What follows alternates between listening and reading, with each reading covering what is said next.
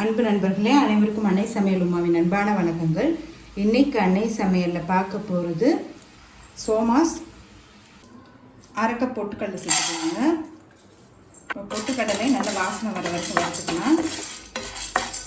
பொட்டுக்கடலை நல்லா வாசனை வர வரைக்கும் வறுத்தாச்சுங்க. இப்போ இதை எடுத்து தனியாக வச்சிடலாம். அரை கப் தேங்காய் துருவல் சேர்த்துக்கலாங்க. இப்போ தேங்காயை நல்லா ஈரப்பதம் போக வறுத்துக்கலாம்.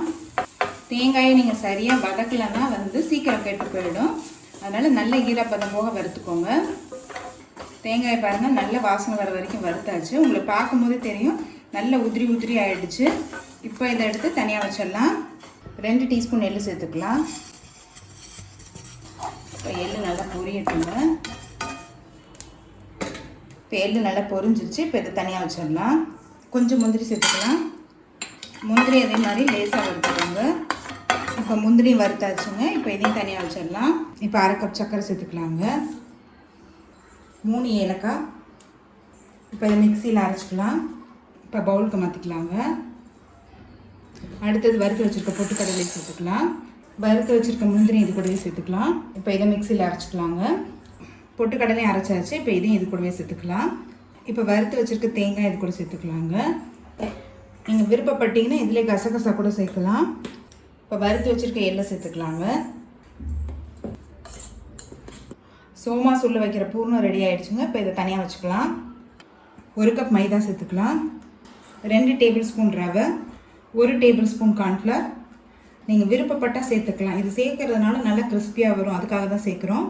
கொஞ்சம் உப்பு, சூடான எண்ணெய் 1 டேபிள் ஸ்பூன் சேர்த்துக்கலாங்க. இப்போ இதெல்லாத்தையும் நல்லா மிக்ஸ் பண்ணிக்கலாம். இப்போ இதில் 1/4 கப் தண்ணி சேர்த்துக்கலாங்க. கொஞ்சம் கொஞ்சமாக தண்ணி ஊற்றி பேசுங்க. மாவு பார்த்திங்கன்னா நல்லா ஹார்டாக இருக்கணுங்க, சாஃப்டாக இருக்கக்கூடாது. அதனால் அதுக்கேற்ற மாதிரி தண்ணி ஊற்றி பிசைஞ்சிக்கிட்டே வாங்க.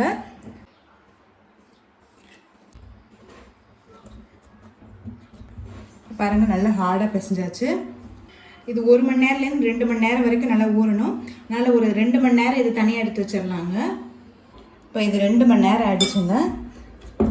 லெமன் சைஸ்க்கு உருண்டையாக ஊற்றிக்கலாம். இப்போ ரவுண்டாக தேய்ச்சிக்கலாம். இப்போ நம்ம செஞ்சு வச்சுருக்க பூரணத்துலேருந்து கொஞ்சம் வச்சுக்கலாம். ஒரு 1.5 டீஸ்பூன் வைக்கிறேங்க. இப்போ இது ஓரத்தில் நம்ம தண்ணி வச்சு தடவிக்கலாம். இதை அப்படியே மூடிடுங்க. அப்போ தான் நமக்கு பொரிக்கும் போது வெளியில் வராமல் இருக்குங்க. ஃபோர்க் இருந்ததுன்னா ஓரத்தில் இதை மாதிரி பண்ணிவிடுங்க. இப்போ பார்க்குறதுக்கு அழகாக இருக்கும். அவ்வளோதாங்க, சோமாஸ் ரெடி ஆகிடுச்சு. இது சோமாஸ் ஆச்சு. உங்கள்கிட்ட சோமாஸ் ஆச்சு இருந்ததுன்னா நீங்கள் அது கூட யூஸ் பண்ணிக்கலாம். இப்போ தேய்ச்சி வச்சுருக்கதை இதில் வச்சுக்கலாம். இப்போ நம்ம செஞ்சு வச்சுருக்க ஸ்டஃபிங் உள்ளே வச்சுக்கலாங்க. ஒரு சைடு வச்சாலே போதும். இப்போ சுற்றி தண்ணி. இப்போ இதை மூடிடலாம். ஒரு ப்ரெஸ் பண்ணிவிட்டு இந்த எக்ஸஸாக இருக்கிறத எடுத்துருங்க.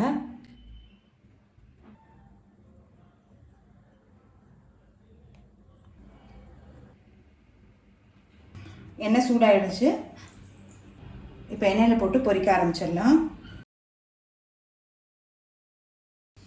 ஸ்டவ்வை மீடியம் ஃப்ளேமில் வச்சுக்கோங்க.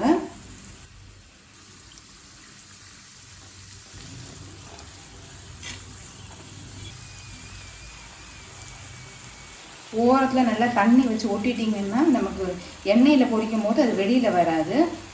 நம்ம வெள்ளையாக இருக்கும் போது எடுத்துட்டோன்னா கிறிஸ்பியாக இருக்காதுங்க. கொஞ்சம் செவக்க எடுத்தோன்னா நமக்கு 10 நாள் வரைக்குமே கிறிஸ்பியாக இருக்கும். இப்போ இது நல்லா செவந்துடுச்சு. இதை எடுத்துடலாம். இப்போ சோமாஸ் ரெடி ஆகிடுச்சுங்க. சர்வ் பண்ணிடலாம். இப்போ சுவையான சோமாஸ் ரெடி ஆகிடுச்சு. ரெசிபியை ட்ரை பண்ணி பாருங்கள். கண்டிப்பாக உங்களுக்கே பிடிக்கும். ரெசிபி பிடிச்சிருந்ததுன்னா வீடியோவை லைக் பண்ணுங்கள், கமெண்ட் பண்ணுங்கள், ஷேர் பண்ணுங்கள். இது வரைக்கும் அன்னை சமையல் சேனலை சப்ஸ்கிரைப் பண்ணாதவங்க மறக்காமல் சப்ஸ்கிரைப் பண்ணுங்கள். தேங்க்யூ.